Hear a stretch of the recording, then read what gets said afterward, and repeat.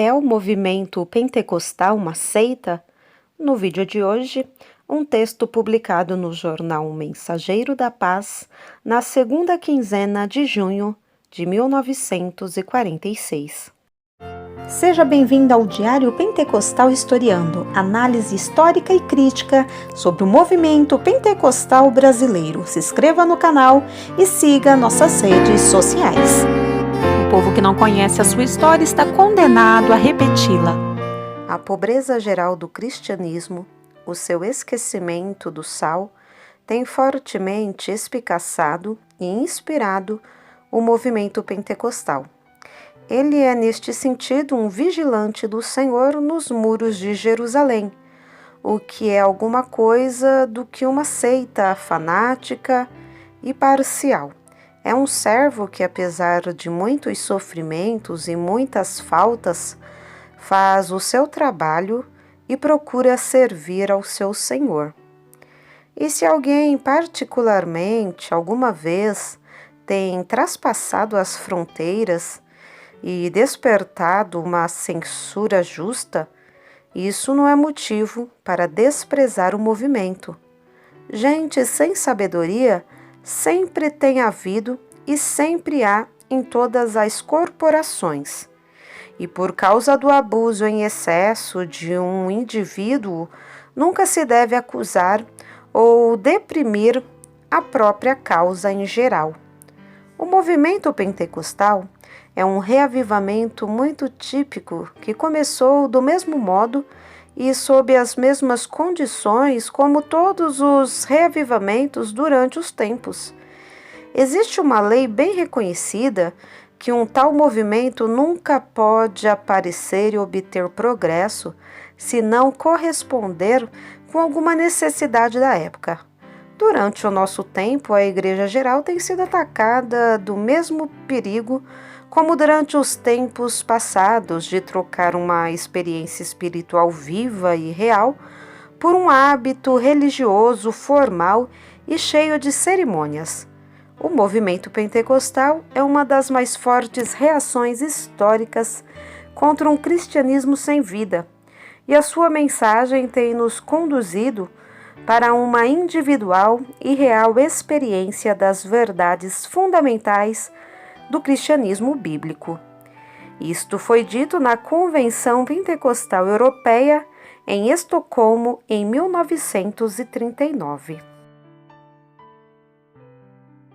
É uma verdade e ela tem o seu fundamento nisto só, que o Espírito Santo não tem sido negado nem por palavras nem por atos, mas recebido e anunciado como Jesus disse: "Mas vós sereis batizados com o Espírito Santo", Atos 1 e 5. Onde o Espírito Santo cai, acontece como está escrito em Marcos 16, versículos 17 e 18. "E estes sinais seguirão aos que crerem. Em meu nome expulsarão os demônios e porão as mãos sobre os enfermos e os curarão." Expulsar demônios e a cura dos doentes pertence ao Evangelho que infelizmente nem todas as igrejas creem e praticam. O pensamento de Jesus era que os seus discípulos, durante todos os tempos, fizessem as mesmas obras que ele fez, ao mesmo tempo como é bem claro que Mateus, Marcos e Lucas todos compreenderam que não somente Jesus, mas também os apóstolos e os outros discípulos curassem os doentes. Isto pertence também aos sinais que os haviam de seguir e que ainda hoje confirma a pregação do Evangelho, quando é anunciado no poder do Espírito Santo, e é cometer um enorme erro cognominar o movimento pentecostal de uma seita quando ele afirma que a cura divina e saúde a receber pela fé no nome de Jesus e por meio dos métodos que Jesus indicou: confissão dos pecados, oração, unção com azeite e imposição de mãos, Marcos 16 e Tiago 5. Aconteceu como Jesus dissera: estes sinais seguirão aos que crerem.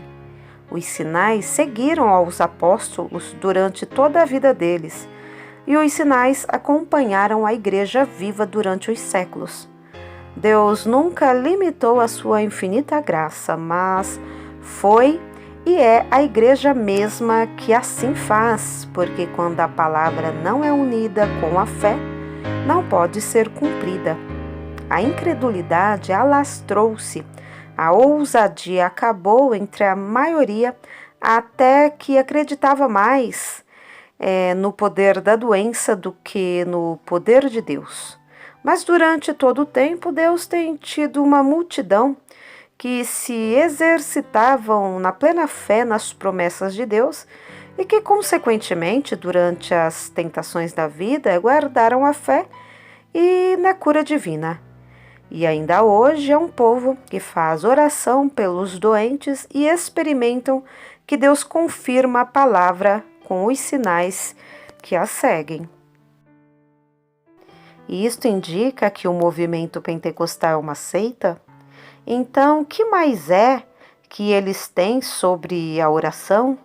Sim, estas coisas grande e incompreensível que breve acontecerá, que ele que subiu para o céu voltará, como aqueles homens de vestes brancas disseram aos apóstolos quando eles viram a ascensão do Salvador.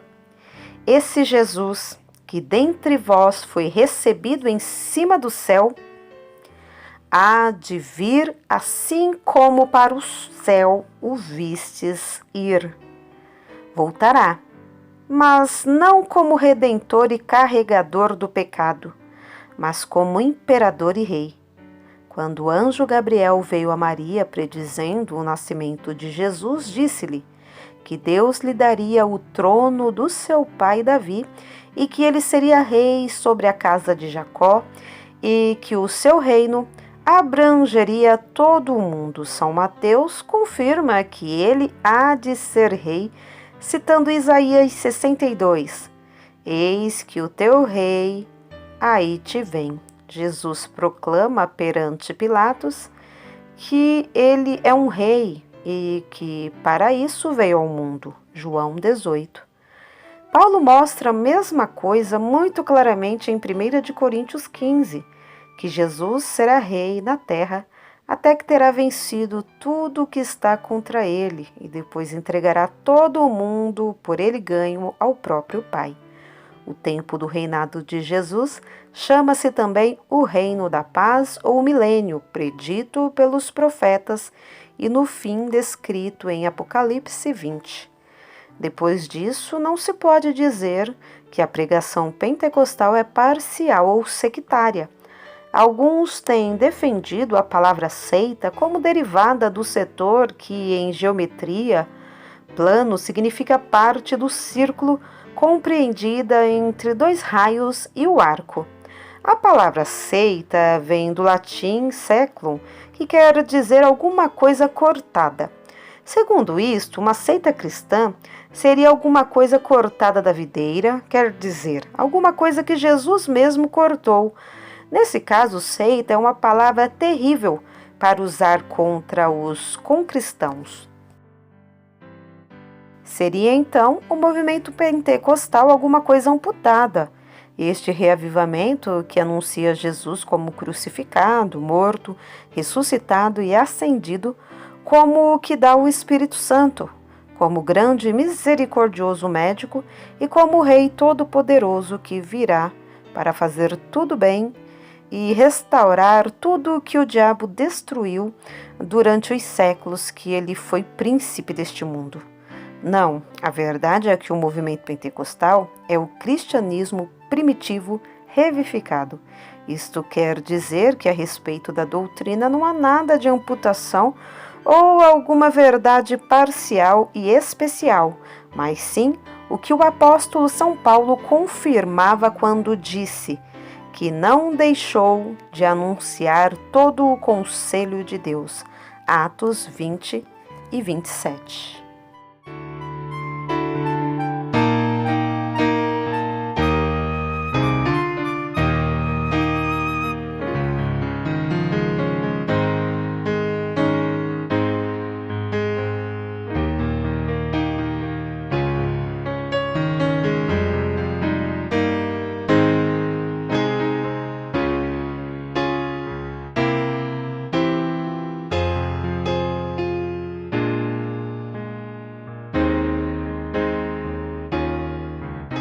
Porque nada podemos contra a verdade, senão pela verdade. Segunda carta aos Coríntios 13:8. Se você gostou do conteúdo deste vídeo, se inscreva no canal, deixe o seu joinha, compartilhe e ative o sininho para receber do YouTube as notificações dos novos vídeos.